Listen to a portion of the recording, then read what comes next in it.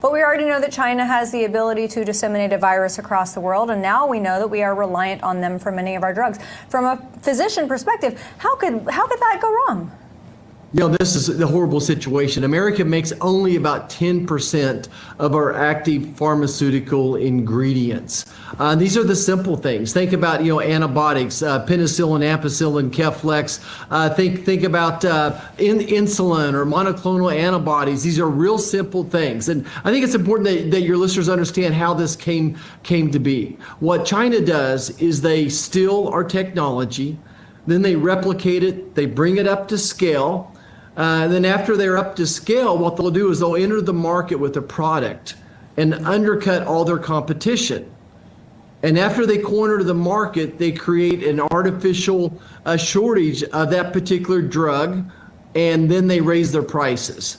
That's their model. I saw this as a physician long before I came to Congress. I was doing an infertility surgery, and I asked the nurses, I needed some methylene blue to make sure someone's fallopian tubes were open. And they said, "Oh, doc, we ran out of it." And I said, "Well, how come?" And they said, "Well, it's made in China, and that's the only place we can get it from now." So these are just a few examples of what we see going on. Oh, my. It's mind-numbing. That anecdote is so powerful because there's a real-time medical need, and it's not available.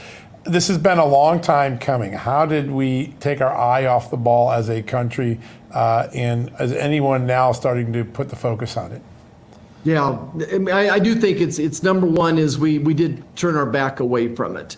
And when the economics of it, why can China make this cheaper than the United States? Okay, and let's think about that for a second. Okay, they steal the technology, so they didn't pay for the research and development.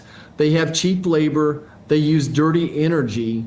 And here's the big scary thing, though, is the standards. They don't have the same consistency, the same standards that you and I would expect in the situation. They also use knockoff drugs. I'm really concerned about the compounding pharmacy industry right now, that China is sending over a knockoff compound close to the other GLP-1 competitors, but it's not exactly the same thing. At least 14 people have died in the past year taking this knockoff drug. So I think that on the one hand, we turned our back to it, but they really are able to do it cheaper.